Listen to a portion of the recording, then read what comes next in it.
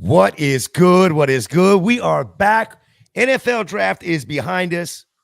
We are ready for another rookie mock draft.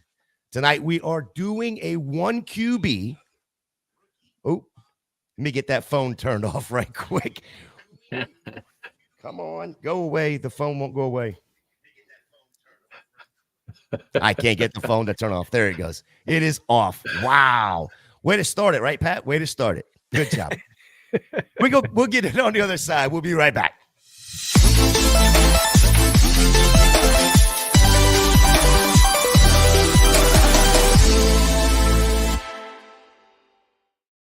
Oh, boy. Let's start this over again. Welcome to Mocking with the Stars. My guy, Chris Battistow, is in the house. You can find him at FF Chris B over there on Twitter. You can find me at FantasyJ77 over there on Twitter. But the star of the night, the managing editor for Fantasy Pros and Betting Pros, you can find him at Fitz_FF on Twitter. Mr. Pat Fitzmaurice, how are we tonight, sir? Doing well, Jay. I want to thank you and Chris for having me. Great to be on. Can't wait to talk rookies, man. Like that's been a popular subject for the last couple of months. So like I can't get enough of the rookie talk though. So a little more is not going to hurt. Yeah, rookies. And then but we'll have that same talk for the next 5 months or so, right? We're gonna continue talking about it. Chris, how are we doing tonight, sir? I'm doing great, Pat. Thanks for coming on this show. I'm in the midst of C2C supplemental drafts. Fantasy Cares eliminators are all in the works as we speak. So at my favorite saying, fantasy football is afoot, man. And what a time to be alive. Yeah, Pat's got how many do you have, Pat? Do you have 2 eliminators going? One eliminator. Just one. Okay. Right, and you and I are in that eliminator. I'm already kicking your ass. So, and we've only drafted like 5 players. No, I think that's the ultimate goal for these eliminators, right? Is to play with an analyst and then be able to chat a little bit more one-on-one in the group chats. Of course, raise money for Fantasy Cares, but I think it's all about absolutely having fun because of the scoring system is so upside down in those eliminators. Pat, what do you think about the scoring settings? Oh, it is. I was trying to wrap my head around it. And I know someone in was it Andrew Hall who took a punter in the first round? Yeah. Yes, Andrew Hall, our good buddy Andrew Hall. Mm-hmm. And I was trying to make sense of the scoring settings, and I thought that maybe kickers might be worth more than punters, but maybe I've got it wrong if Andrew took a punter in the first round. Yeah, I've just, you know what? I threw my hands up at it and said, I'm just going to try to draft the best ball team I can. Yeah. And if it's good enough to get to the playoffs, cool. If it's not, cool. It's just fun, right? That's all it is. It is fun. And I don't know if I've made it past like the first 4 weeks of any of these eliminators ever. So I've got a low bar to try to clear. There we go. So, okay. So what I just heard is you said, I have a chance. Absolutely. So you're telling me there's a chance. You're telling me there's a chance. Josh Hudson, he can interpret it. He can't interpret the settings, drafting whoever, saying a prayer. I'm drafting whoever, and I'm really not even saying a prayer. It's like, you know what? Let's go have fun. We can talk crap about it in the chat and have fun. Mr. Scamper's in the chat saying hello. All right. So like I said, we are going to be doing a rookie mock 4 rounds, 1 QB. But I wanted to spice it up a little bit. We did 0.75 tight end premium last week. Let's do 1.75 tight end premium this week. I'll get the draft started here in just a quick second. But Pat, what is your advice to somebody that is going into the rookie draft, 1 QB, tight end premium, no matter what the premium is? What's your best advice for somebody? Oh man, I'd play the texture of the draft class, where this was a great draft class for wide receivers, and I know some people think maybe it was a little bit overrated, and after the top 3, things drop off considerably. I don't think so. I mean, I do think there is some depth to this wide receiver class. So I don't know. I've been drinking from the wide receiver spigot a lot in the early rookie drafts I've been doing and just taking advantage leveraging that depth. And, because there are guys, once you get past the first dozen wide receivers, there are still guys I like on the board. Yeah, I think that's the depth of this wide receiver class is what makes the wide receiver class this year. I got asked in a group chat the other day about what does 2025 look like? And, me not being a college guy as much as I want to be, what I'm understanding from most people is the quarterback class is not as good. No. The running back class is way better. And the wide receiver class could be as good as this class. Yeah, maybe. There's some interesting one. I don't know if it'll be as good as this class, but there's some good ones. I mean, McMillan from Arizona, Egbuka from Ohio State. Like, there's some exciting talents at wide receiver for sure. But running back, this class, the 2024 class is going to pale, I think, in comparison to 2025. But yeah, the quarterback crop looks pretty gross for next year, and wide receiver, we'll see. Yeah. All right. So I'm going to get this draft started here. We're going to let everybody know in the chat that we are starting, and we'll get it fired up, get the board up on the screen here, and bring us down here where we can see everything. And we are starting now there. What specific strategies do you have going into mocks or into rookie drafts? I'm still more best player available than try to fill weaknesses or whatever. I just would rather pick a player who I consider to be the superior talent over another guy rather than try to force something due to a position. I mean, that's one. But that's it. I mean, like, if there is a position where I feel stronger than usual or whatever, I'm going to try to take advantage of that. And, there was actually one rookie draft I did in this class where, just kind of felt that I only got one wide receiver, and I felt sort of bad about it afterwards. Like, what am I doing walking away from a rookie draft with this class with only one wide receiver? It just didn't feel right. Okay. You're going to have to elaborate. What else did you get? How many, if you only got one wide receiver, don't tell me you took 3 tight ends. No, I took, I had the number 2 pick. I took Jaden Daniels, kind of needed a quarterback. And my running backs were pretty gross. So I did that was it rather than BPA. Maybe I sort of went against my own advice, took, but I think did I get Jonathan Brooks and Trey Benson in that draft? I think I did. Nice. So, my only receiver might've been Pearsall, maybe. Don't hate that. Don't hate that at all. Yeah, not at all. Not at all. Well, we see it right away, Chris. 1.75 tight end premium drags Brock Bowers to the 102. Surprised? Not overly surprised. Don't know if I'd take him above the neighbors. With the 1.75, I'd probably consider taking him over Odunze at this point, just based on his role in that offense. But I'm taking neighbors over Bowers most definitely in a 175. Pat, you surprised that there was also a quarterback going 103 there with Caleb Williams in front of neighbors in Odunze? A little bit, honestly. Yeah, I don't think I could take Caleb in the first 5. Yeah. So you sat there with Odunze. Well, let's talk about these two. Maybe not so much with Bowers with a 175 premium, but definitely with Caleb being that it's a 1 QB. And I do agree with you. I tell people all the time, draft for talent, trade for need.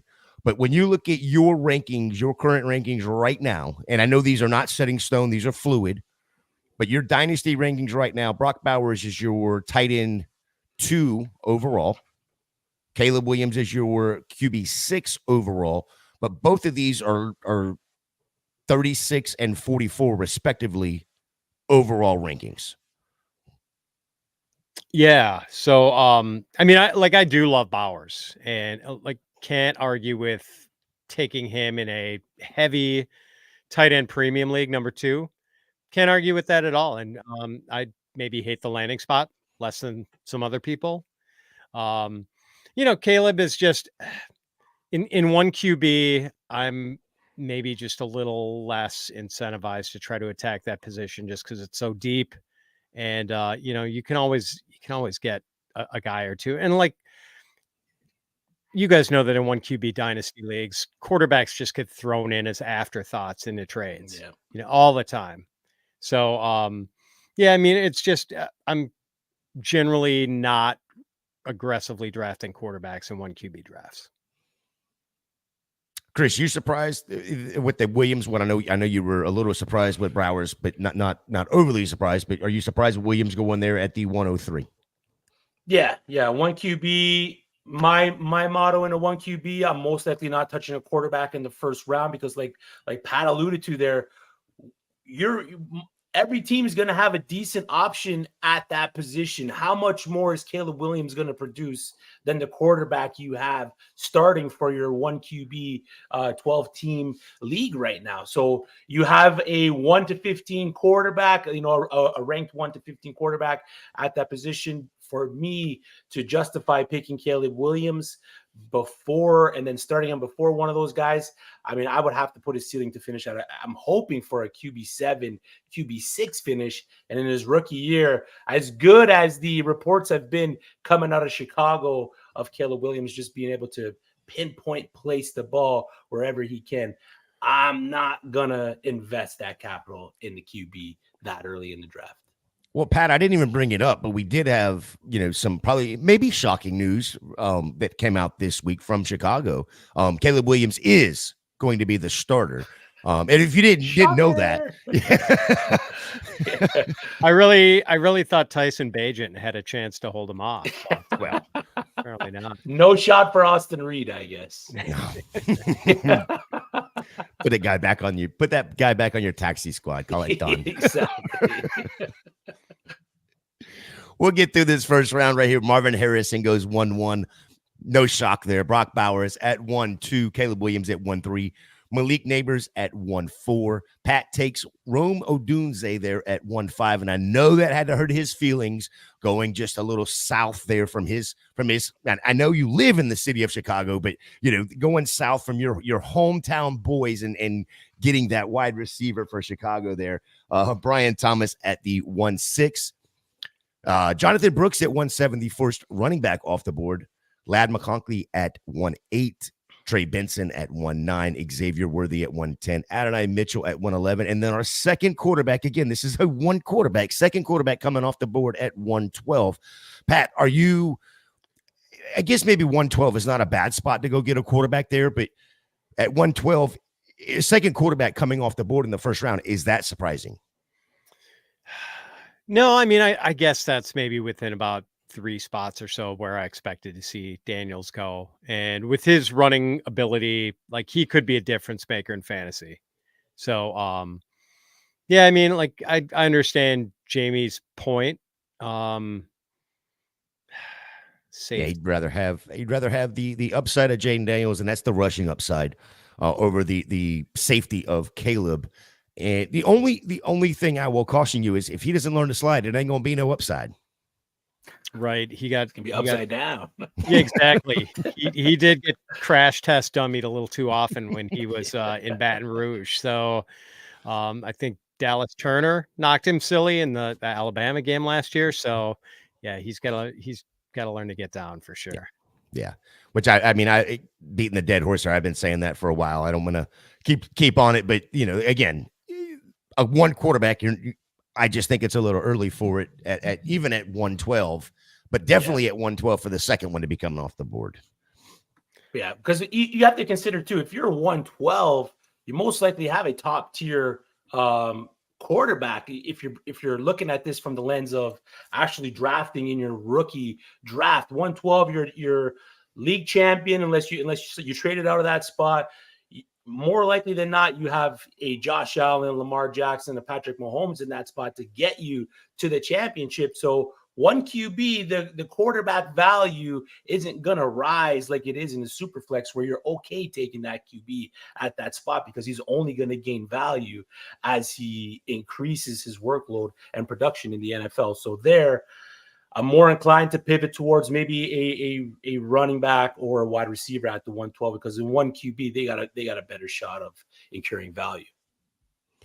Pat, I'm looking at your rankings right now, and it seems that most of this draft is following according to your rankings for the most part. You know, Jonathan Brooks there being the first running back off the board. You have him ranked just behind Xavier Worthy, which falls a couple picks later, but then Trey Benson's right there. But then this wraparound right here where we have Keon Coleman, Ricky Pearsall, Xavier Legette. You have Keon Coleman, Ladd McConkey, Brian Thomas Jr., and Ricky Pearsall all clumped together in that late RB or wide receiver 3 range, wide receiver 4 range area. Yeah, you know, and like Pearsall's the one guy I would maybe second guess myself a little on that, Jay. But boy, if a guy can make Graham Mertz look good as a Wisconsin University of Wisconsin graduate, I got to respect Ricky Pearsall for making Graham Mertz look good, because none of the guys at Wisconsin could make him look like a real college quarterback. So, no, I love Pearsall. Like, so athletic. I mean, a 42-inch vertical jump. This guy is like an interesting playmaker, and maybe some people didn't love the landing spot, but like, it just seems like the Ayuk Debo combination is not going to be set in stone there for a long time. It seems like there's going to be something opening up.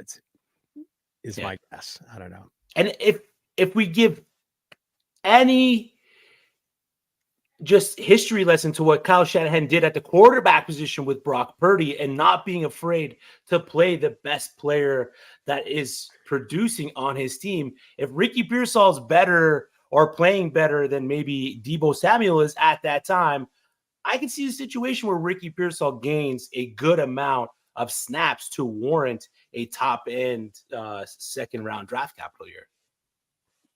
Yeah, well said. But I am I'm a Keon Coleman fan too, and I love that he went to such a great spot. I'm just excited about him. I know like some people have questioned whether he can be a good separator at the NFL level. Like, I don't know if he can, but I mean, Mike Evans has never been an elite separator. Des Bryant wasn't. Those guys have had pretty good careers. And, you know, I mean, Coleman is just, his ball skills are so extraordinary. Like, I think that's going to set him apart in the NFL. Pat, I just don't understand. You just compared Keon Coleman to Mike Evans. Do you realize now you're sitting here telling me that Josh Allen is going to be as good as Jameis Winston or Baker Mayfield? What are you talking about, Pat? I mean, good Lord. Oh man, I know that is a stretch, but the basketball background, Jay, you know, like Keon played for Tom Izzo at Michigan State. So, you know, if you can play basketball there, that says something about your rebounding skills, I guess. And that's how he plays wide receiver, like a rebounder. Yeah, I'm not a huge Keon Coleman fan. I've compared him to Kelvin Benjamin, and no, not necessarily helmet scouting, because I mean, yes, they both went to Florida State. Yes, they both got drafted by Buffalo, but I do have to. The landing spot is something that he's going to have the opportunity, especially with them not having anybody else there to throw the ball, to outside of nobody. They don't have anybody, right? They got Kincaid. That's it, right? Shakir. They tried that experiment didn't go well. Curtis Samuel. Who? Curtis Samuel. Again, who? Yeah. So he's going to get his opportunity. So I may end up with a share or two of Coleman, even though I don't like him as a player, because, well, the opportunity is going to be there. Sorry, Chris, go ahead. No, don't apologize at all, man. For me, just a small point. If he becomes the touchdown guy, the end zone threat for the Buffalo Bills, I'll take a 708 touchdown season from Keon Coleman and plug him in as my wide receiver 3 or flex option on a weekly basis. So if he can continually be that end zone threat for Buffalo Bills, which is something that they needed, especially in the playoffs. And I know playoffs, you're not gonna get fantasy points from the NFL playoffs, but if he can find that role in the Buffalo Bills system, I like what Keon Coleman is going to do in the NFL. No, it doesn't get you points in fantasy, but it sure does get you some hype and build you up next year. Gabe Davis, how you doing? Let's go. One game. All his stock is from one game. That's right. That's all that mattered. All right, run through this second round real quick. Keon Coleman, Ricky Pearsall, Xavier Legette, Roman Wilson, Ben Sinnott. There is your boy, Chris. Pat jumped on him before you could get to him. Jalen Polk, Troy Franklin, Jalen Wright, J.J. McCarthy, Burton, Lloyd, and then Jatavion Sanders, which is somebody that I really gotten to up in my rankings a good bit because of his landing spot there in Carolina. His hands are just they're as big as Washington's hands last year. And our good friend Stacey Perez holds up a piece of paper, an 8x10 piece of paper, and his hands are bigger than the piece of paper. So that tells you how big those guys' hands are. Blake Corum is falling down the board. He goes at 3-1, but even Jamie noticed it. Blake Corum in a one quarterback falling down the board. Pat, you surprised about him falling that far?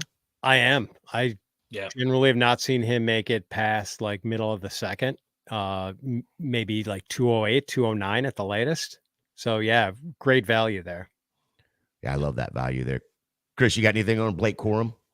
I was going to take him at 2.7. I debated between Corum and Franklin, but because I took Jonathan Brooks at the 1.7, I didn't want to double tap the running back, and I wanted to take a wide receiver. So that's pretty much the only – it was like the Las Vegas Raiders picking Brock Bowers, or was it the defensive end they were going to pick? They just flipped a coin. That's basically what I did. There you go.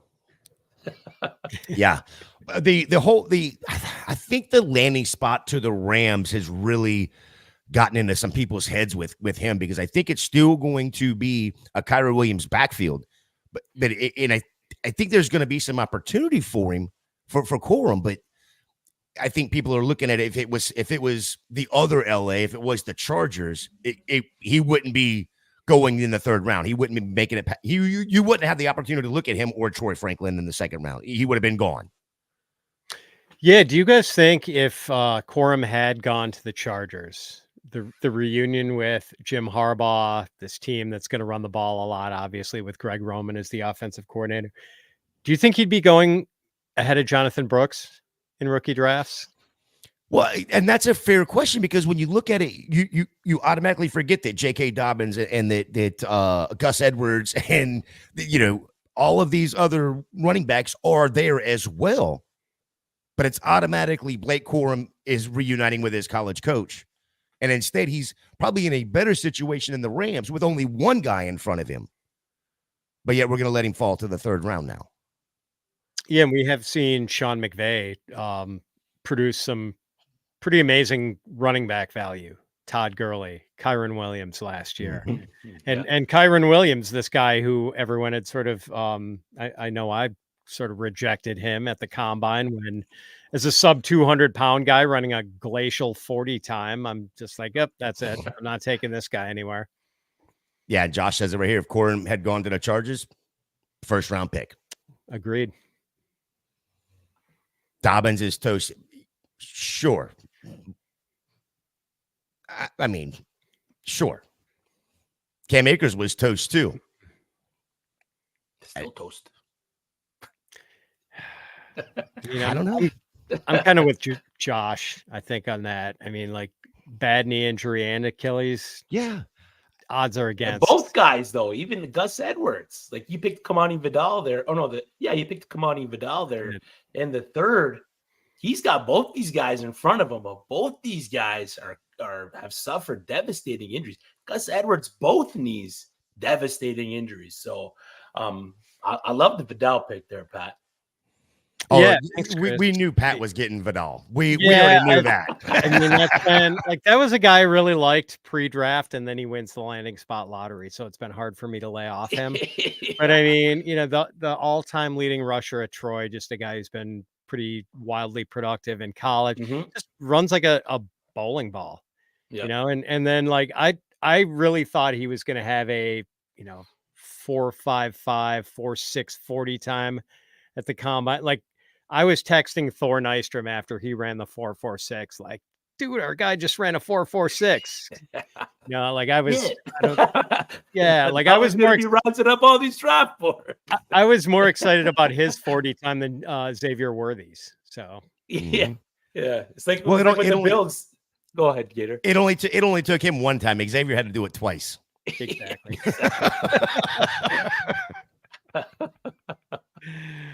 Josh saying if Vidal had been a day 2 pick, Yeah. he would definitely be a first rounder as well. Jamie was gonna try to snipe you, Pat. He was trying to snipe you. I think you've put it out there enough on Twitter. Everybody knows that you were before the combine, and you're even a bigger fan now. And I think that was the goal tonight, was to try to see if anybody could snipe Pat on Vidal. And it did not work, Jamie. You did not get him. What outside of the 4.6 that he ran, what gave you the intuition, I guess, that or what made you like him before the combine? Crazy productivity. Just that style. Like he is, like, to me, the sort of secret sauce for running backs. And this is kind of what I liked about Achane last year. It's like everyone knew about his speed, but I don't think people were like quite as aware of his contact balance and how good it is. And like, that's why, I don't know, seeing Achane run in college reminded me of Warwick Dunn. And I thought, even though he was a lighter guy, that could work. And I see pretty outstanding contact balance with Kamani Vidal too.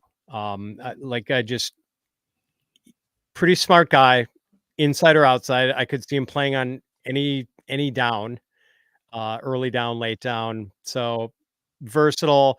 And then just like getting that landing spot on top of everything I liked about the guy coming in. It's just, yeah, he's been kind of irresistible to me in rookie drafts. And I think I'm like 3 for 3 getting him in my actual rookie draft so far. So, yeah. You feel like you're having the reach for him, or are you getting him at decent value? It's always been early to mid third every time. I like that. Yeah, you take that. Yeah, I feel the same way. But even being a Gator fan, sitting here having to watch the Seminoles, I was that way with Benson. I thought his, it was never the first guy that got him. There was a lot that I liked about Benson. I had Benson as my RB1 in the class.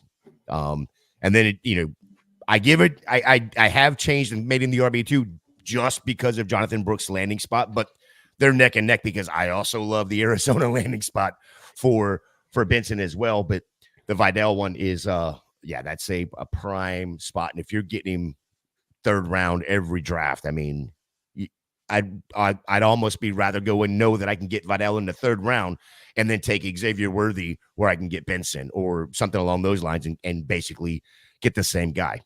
Yeah. The only bad thing about liking Vidal that much there is like, I like Ray Davis a lot too. Mm-hmm. And they always tend to go right in the same area. So, pretty much every time I've taken Vidal, Ray Davis has been on the board too. And it's just hard for me to pass. I should probably,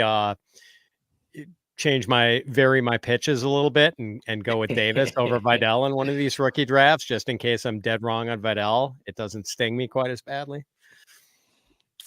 Yeah, I'm looking. I'm trying to find him on your where you have Vidal in your rankings, and I guess I missed him, so I don't have him highlighted.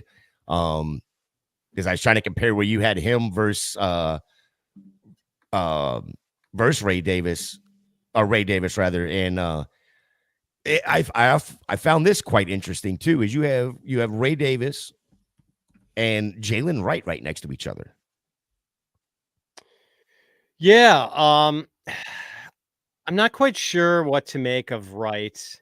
I find the guys coming out of that Tennessee system to be kind of tough evaluations because Josh Heupel runs such a gimmicky offense. Mm-hmm. And I say that in a respectful way. Like, it's a great offense. Like, he makes it really hard on opposing defenses, but I just don't know how to evaluate the players from there. Like, I had the same thing with Jalen Hyatt and Cedric Tillman a year ago, where it's just not quite sure what to make of those dudes. So sort of the same thing with Wright. I think it's an easy system for a running back. Creates a lot of space, spreads the field, and perfect for utilizing the speed of a guy like Wright. But I don't know. I mean, like the odds of Raheem Mostert staying healthy again for a full season are probably pretty remote. Like he got lucky to not get hurt last year, and he's in his 30s. But like, I just don't think Jalen Wright is or ever will be better than Devon Achane. So I guess maybe that's my biggest issue with him, and why I don't like him maybe quite as much as some other people do. Run through this third round real quick. Actually, I'll run through the third and fourth round, and we'll talk about some of these players. But 301 Blake Corum, 302 Drake May, 33 was Braelon Allen, Javon Baker, Kamani Vidal, Jalen McMillan, which I'm still super high on, Luke McCaffrey, Malachi Corley, Tyrone Tracy, which I think, again, another guy that's beautiful landing spot there with the Giants, Ray Davis, Devontae Walker, Audric Estime, and then the 4-1 was Rasheen Ali, Bucky Irving, Theo Johnson, Dylan Lobb, Bo Nix, Michael Penix, Jalen Coker, Malik Washington, Isaac Garendo, Jamari Thrash, Will Shipley, and Brandon Rice. Look at there. I did it right that time, Chris. I called him Thrash and not Trash. You nailed it. Nailed it. Way to go. About time. So you're a McMillan guy too, Jay. Oh yes, I was. Yeah, yeah. Guy. Well, no, I was high on McMillan beforehand. I honestly thought if it wasn't for the injury, we wouldn't even know who Jalen Polk is. When you look at his first 3 games of the year, over 300 yards, 3 touchdowns, then he gets injured, comes back in week 9, I think it was. Has another decent half and gets re-injured. But yeah, I was on McMillan. Loved him coming, last year in Washington. And I just thought I just thought if it wasn't for his injury, Jalen Polk, we wouldn't even know who Jalen Polk is. Yeah. I know that Thor Nystrom, our college football and NFL draft analyst, is higher on McMillan than Polk. I think he completely agrees, and I think he sees McMillan's NFL future pretty clearly as like this guy who's really good against zone defenses, and with the amount of zone that's played in the NFL these days, like that's a pretty good specialty to have. But yeah, like Jalen McMillan in 2022 had more catches and more touchdowns than Rome Odunze at Washington. Like that dude's a baller, and like he was, I think, one of the more underrated, undervalued guys like during this entire sort of, dynasty rookie season. He is going to be by the end of this rookie season, this rookie draft era that we are in, he is going to be my most rostered player, bar none. Because yes, I loved what he did in college, but then I look at his landing spot in Tampa, like you just brought up. He plays great against zone, as much zone is played in the NFL now, but in Tampa, where it's Chris Godwin's contract year, don't know that we're going to re-sign him going after McMillan, because now we have McMillan for 4 years at least. I don't think they'll trade Godwin. They'll let him play out his contract, but I don't know that they re-sign him. And if they do, it's going to be a team-friendly deal. And I still think that McMillan becomes that third wide receiver. I think Godwin moves to the inside. McMillan's on the outside opposite Mike Evans.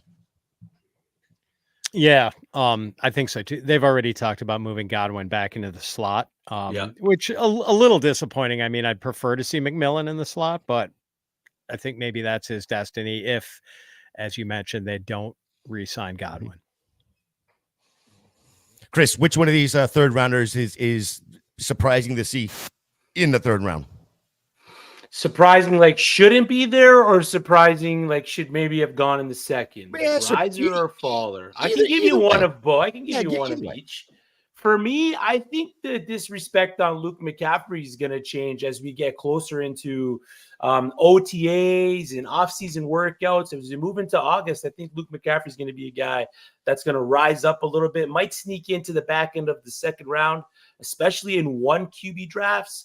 If you look at what he did when he was strictly a wide receiver, because he did pivot from quarterback and running back into that wide receiver role, he was pretty good at Rice. Now he's in Washington. He got the day 2 draft capital. Curtis Samuel's gone. The wide receiver 3 role is wide open in that offense. So I think as we move closer towards getting information as to how these systems are going to be using these players, Luke McCaffrey's a guy that's going to be moving up draft boards, and then maybe shouldn't be there. I mean, as much as it hurts me because I was so high on the kid, and Pat probably knows this guy very well. Braelon Allen there in the top end of the third, I think is just too rich for me. He should be moved back. I'm probably taking Kamani Vidal, Ray Davis, Audric Estime, and at this point, maybe even Dylan Labe over Braelon Allen on the Jets, as much as that hurts me. Yeah, I'm with you on that, Chris. I mean, I'm just kind of mad at the Jets for trashing the value of all these young running backs. I mean, like Braelon Allen, Isaiah Davis, who was a favorite sleeper for a lot of people. And then there's Izzy Abanikanda, who people were hoping might get his chance. So I guess the one saving grace for Braelon Allen is that I think he was the youngest player in the entire draft. Yeah. Is going to play the entirety of his rookie year at age 20. Doesn't turn 21 until next January. And I think he had more 100-yard rushing games in college than any other running back in this class. So there is a possible, like, he's kind of one-dimensional, early down banger, like not much, like he caught some passes last year, but he's just not fluid at going from like catching the ball, turning into a runner. Like it's just not his thing. But yeah, like he's pretty good. Like he never bowled me over like Jonathan Taylor or even Melvin Gordon did at Wisconsin. But I still do think he's a good runner, and it kind of stinks that he's probably going to have a couple of seasons before he gets to show what he can do. Yeah, it's hurtful. I'm hoping for like a Derrick Henry type of career where he starts off a bit slow and then eventually, comes into form, and then everyone hates tackling him in November and December. He is a big dude, man. He is. And just ripped. Looks like a Greek god. Yeah. So it's just the landing spot that hurt? The landing spot in the capital is both hurt, yeah.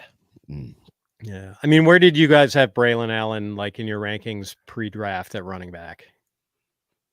I had him top 5. I think eventually as we got closer, at one point I had him at 1 early December, January. And then as I started really diving deep into the film and diving deep into the class, I moved him back behind Jonathan Brooks and Trey Benson. And then once we got the draft capital and everything else, it was just like, all right, he's just Seward at that point. I'm going to move him right back because I can't preach, draft capital, especially for running backs, and then put Braelon Allen ahead of guys like Blake Corum or Marshawn Lloyd, who got the day 2 draft capital. But other than that, it hurts, Pat. Sure. I know, Chris. Yeah, I mean, like I was maybe a little bit lower. I think I had him in like 7, something like that. Mainly just because, the vast majority of dynasty leagues are PPR. And I think that sort of the format sort of hinders Braelon Allen a little bit because I don't think he's ever going to catch more than like 25, 30 balls a season. Yep, that's fair. Where do you stand with Bucky Irving then in the why do you know? Stop it. Stop it. Oh man. I'm just like, maybe I should have learned my lesson from the full fade of Kyron Williams. But man, when he like that was as much as I was excited about the Kamani Vidal 40 time, I was that disappointed with what Bucky Irving did, and just his whole profile wasn't that great at the combine. Yeah, and then like he goes to a team that's already got a lead back who's like a really good pass catcher. Like if he had gone somewhere where it was like, I'd almost feel better if he went to Baltimore where Derrick Henry is like the early down guy, like because then at least he'd have this clear third down role. But now it's like, well, are they going to take Rachaad White off the field on third downs? It's just kind of strange. So, I haven't picked up Irving in any rookie drafts and kind of doubt I will.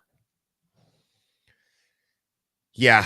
As a Tampa fan, I was a little flabbergasted and question marks just started popping out of my head when the Bucky Irving pick came in because, oh, by the way, Ray Davis, who is the exact opposite of what Rachaad White is, was still on the board. It's like, I don't care that he's 55 years old. You get 3 years out of him. Right. You know what I mean? He's in his prime, baby. Jesus, Lord have mercy. Yeah, that one still surprising. Don't know what to think of it. But that 40 time was beyond shocking. Yeah. Shocking in a bad way. Yeah, Bucky was 3rd round, right? He did go on day 2. Is it 3rd round? No, it was 4th round. No, or he was 4th. Yeah. Okay. Yeah, that would have shocked me if he had snuck into day 2, but all right. 4th, maybe a little less egregious. Brian's guys, Williams at 109, Benson at 221, Roman Wilson at 210, Javon Baker at 310. How do you like those spots as far as draft capital for Brian there, Tap? Pretty good. So Caleb 109 and 1 QB. That seems like a perfectly fair place to get him. It's funny. I do the FantasyPros Dynasty podcast with a guy named Scott Bogman, who's a big Pittsburgh Steelers fan. And Bogman's got post-draft Roman Wilson ranked as his wide receiver 17 as a rookie. I'm like, dude, he went to your Steelers. They don't have much target competition there. It's all about Arthur Smith. He just hates Arthur Smith and doesn't want anything to do with anyone in Arthur Smith's offense. So, but I like Roman Wilson. I mean, I think he's a solid value 210. And Javon Baker 310. I like that a lot. Big upside swing there. Yeah, I don't hate it at all. Chris, anything on this one? I would have been interested to see who was around that 210 spot with Roman Wilson to see who was still on the board. As much as I like the player, I don't like the offense. I don't see a great pathway to production for Roman Wilson. Just like Bogman there, it's not going to be good. So somebody's got. I would have liked to see who else was around there. If Jalen Polk was around there, or McMillan, or maybe one of these other top end running backs was still around there, I'd probably lean that way. Somebody's got to catch the ball from Justin Fields, though.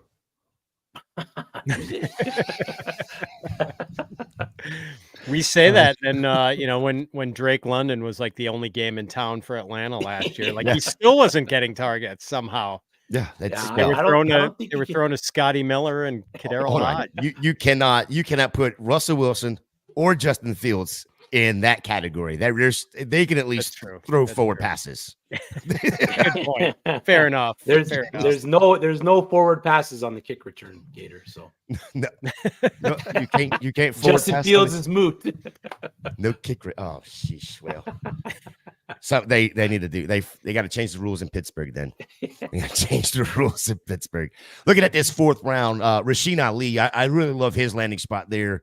Kind of like what we were talking about earlier with Braelon Allen in the Jets, where it doesn't look like there's any room for him to get any kind of play. With just King Henry there in Baltimore, it sure looks like Rasheen Ali is going to have an opportunity. Yeah, and the devastating knee injury to Keaton Mitchell. Who knows when we're going to see him back on the field? So that's it. He is one injury away from possibly major fantasy relevance. Yeah. Chris, was it Tyrone Tracy in the Giants? Same kind of thing, right? For me, not as much. The pathway to production is there for him, absolutely, because the backfield's not that crowded. You got Devin Singletary as the lead back right now, but I know the community's high on Tyrone Tracy and what he did as his 1 year as a running back, but it's just, you look at his profile, it's just red flag after red flag after red flag, and I'm not gonna buy into the red flags and then sit here in October and November and be like, why did I take Tyrone Tracy when this guy or this wide receiver was still on the board and I could be getting their production? I'm not going to buy 1 year production from a player who's been in the NCAA since 2018, who was a converted wide receiver, who's turned into a running back, who's only had under 150 touches at the position. I'm just not going to do it.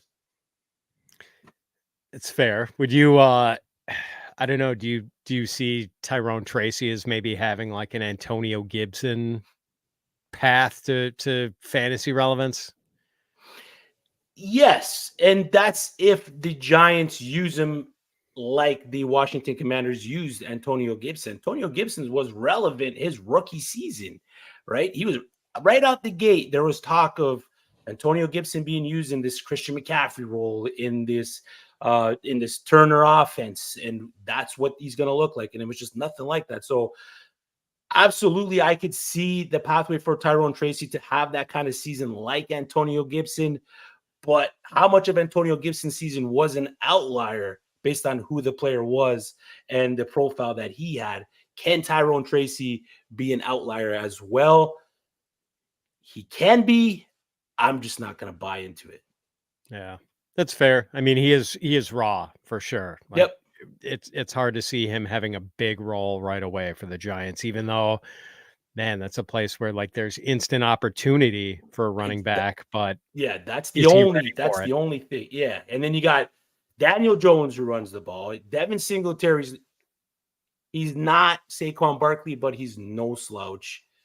So like how much opportunity is going to be there for Tyrone Tracy to be relevant, and how long or how much do you want to invest in the player where a lot of his value is going to come from just injury? How much do you want to bank on that?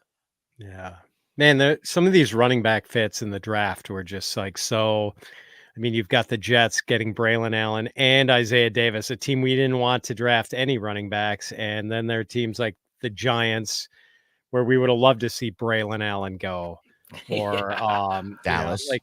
Dallas, who doesn't take a running back at all. I mean, that was just, yeah, it seemed like this was the second straight year, because I know we had a lot of that last year too, with just unsatisfying running back fits.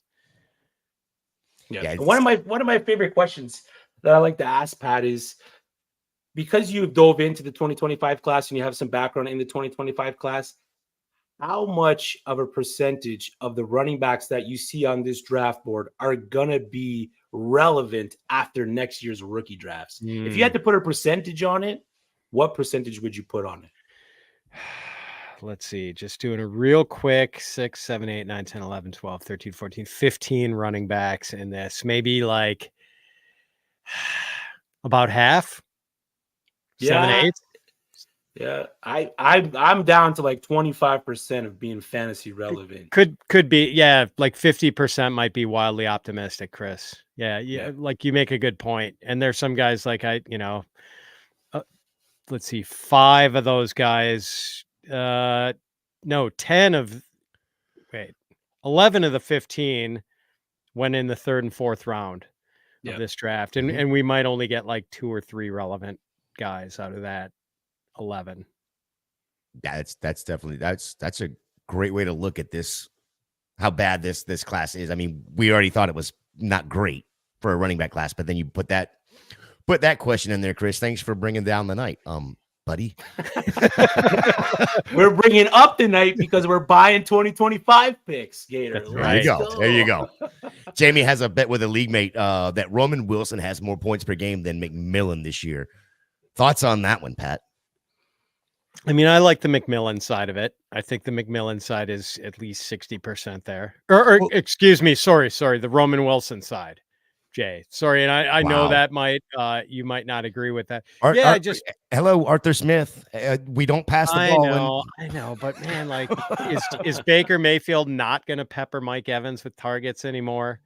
You know, I mean, listen. And Palmer's still there. Don't sleep on Trey Palmer. Baker threw for 4,000 yards. Mike Evans could only get just over 1,000 of those yards. There was still 3,000 yards to go around. Not buying that, are you, Pat? Yeah, no, I mean, like it's true. Like you're right. Like Trey Palmer was catching passes last year. So yeah, it's possible. I don't know. Like Jamie is probably. I understand why Jamie made the bet, but maybe Arthur Smith is just gonna like hose Jamie on this, and like McMillan will win the bet. Yeah, entirely possible. Very, very, very possible. Arthur Smith as an offensive coordinator is not too bad. We've seen him have some success in Tennessee for 1 year, 1 year at least. Oh, he had great success in Tennessee running the ball. He had Derrick Henry. By his first year as an OC in Tennessee, he ran a pretty good offense there. And then he didn't want to give Bijan Robinson the ball, which is kind of hard to figure. Who? Yeah, I don't know. Good Lord. Oh my Lord. Well, Pat, let's get out of here. I want to bring up, I gotta get over here to my other sheet to bring up the information for our shows that we have going on now. We got like 5 a week, 6 a week going on now. Fixing to add a couple more from what I'm understanding. So just club fantasy left and right going all over the place. Pat, tell everybody what you have going on and where they can find you. Yeah, just always at fantasypros.com. And we've got new stuff coming out every day, articles, podcasts. Check out the Fantasy Pros football podcast, the Fantasy Pros Dynasty podcast, which drops late every week. And my rankings are always, reasonably fresh. Hopefully I never let them get too stale, but Jay and Chris, thank you guys so much for having me on. Jay, thank you for not immediately kicking me off the show when I besmirched Graham Mertz. I appreciate that. And it's been great hanging out with you guys. No, I actually enjoyed that because I wondered why in the hell did we go get a running back from Wisconsin to play quarterback? And I realized, we actually had some wide receivers that could make him look like a quarterback. So I was like, okay, well, fine, cool. It's true. We did not have that at Wisconsin. We had no wide receivers in danger of making him look like a good quarterback. So I just want to put this out there too, Pat. I don't know who all runs your site over there at Fantasy Pros, but give them a big old pat on the back from me. Site is super, super, super easy to to work around and go find what I want to look at and that sort of thing. So I've been using it all night, looking at your rankings as we were talking tonight. So big props to everybody over there at Fantasy Pros for that. Yeah, the developers are the stars at Fantasy Pros for sure. We are just we're subservient to those guys. Like they are gods, and they do amazing work. Yes, they do. As I said, the show's going on this week. Tomorrow night we have Masterclass. It's the best ball show, high stakes best ball show. We're doing a DraftKings draft tomorrow night, 8:30. Wednesday morning we have Hoosier Caddy, the Golf DFS. And then Wednesday evening, the flagship show, no pun intended. Saturday morning, mock it like it's hot at 11 a.m. Dynasty after party at 11 a.m. on Sunday. And, of course, we are back Monday night, 10 o'clock next week. I've got to confirm the guest before I don't want to put him out there yet because I've got to confirm with him that he's still available. But, really, really looking forward to next week as well. Don't forget, if you have not already subscribed, go ahead and hit that button. As our faithful leader over there, Ryan says, it's freaking free to hit subscribe. We are on the road to 1,000 subs. We can only do that with you. Chris, let the viewers know what you got going on and where they can find you, sir.